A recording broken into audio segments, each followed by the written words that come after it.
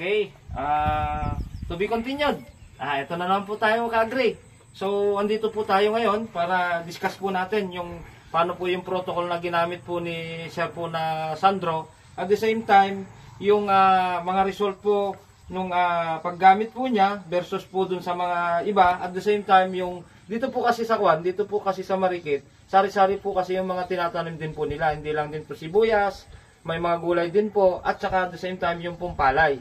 At naisisingit po sa panahon po na mga tag-ulan, may mga palay po sila. So, dito po sa resulta po nung inyong sibuyas po, sir, nakita po natin, napakaganda po nung laki po niya, yung itsura po niya. Nung mga una pong gumagamit po kayo nung ano po yung napansin po nyo, ano po yung kakaiba po na naranasan po nyo dito sa paggamit po ng ating product. Ilang beses po nyo po bang nagamitan ng Guano D+? Siyempre ito pong soil conditioner po natin, ito po yung para sa lupa natin, at the same time ito po yung Excel po natin, yung crop growth booster para po sa ating mga halaman. So dito sa standing crop po nyo na ngayon po na ito, sir, ilang beses po nyo nagamitan po ng... 2 beses po itong Guano Plus. 2 beses. Oh, maganda.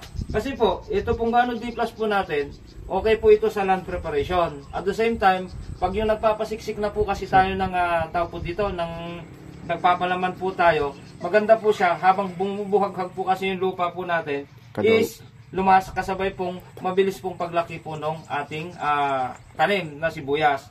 Ang makagandahan pa po kasi dito sa Guano D+ po natin, kayang-kaya niya pong linisin po yung ating lupa. Kaya na pong i-avoid po yung mga bakterya na nagkokos po ng mga sakit po ng sibuyas natin. Yung pong mga itlog po ng mga insekto, kaya-kaya po niyang eliminate. At the same time, acid neutralizer pa rin po siya. So, napakaganda po ng result. Dito naman po sa Excel po natin, ano po yung napansin po nyo?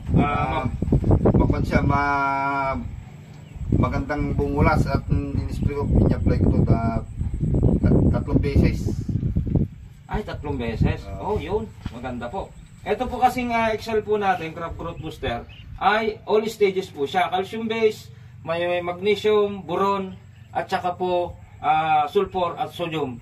Yung pong Excel crop growth booster, meron na rin po siya kasing insecticidal action, pampaugat din po siya, pampasalto po siya, pampaganda po ng katawan po ng ating halaman, pampabulaklak po dun sa mga kamatis, ampalaya, mga sili, yung pong bunga po niya, at saka yung pinanggagalingan po ng bulaklak na pupunta po sa bunga, ay nagpapasiksik din po siya. So, napakaganda pong gamitin po natin, any stage po siya, Excel crop growth booster.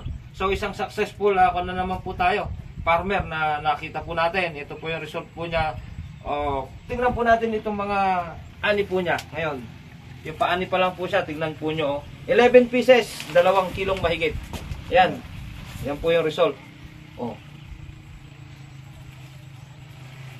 Okay. Yan. Ang ganda pa ng ugat, malapit ng anihin. Ano, sir? Okay. Yun po, ka-agree. Ang ako na naman po natin. Ang update. April 1 na pala. Ano, sir? Okay po. Hanggang dun na lang po muna. Abangan nyo yung mga susunod po natin na i-upload ulit para po yung protocols i-upload po natin sa mga susunod po na araw para naman po may masundan po kayo yung mga gusto pong gumamit. At the same time, yung pong mga farmers na gusto pong lumago rin po yung pagpaparming po nila. Magkuhan po kayo at i-upload po natin yung mga susunod po na videos po natin. Marami pong salamat.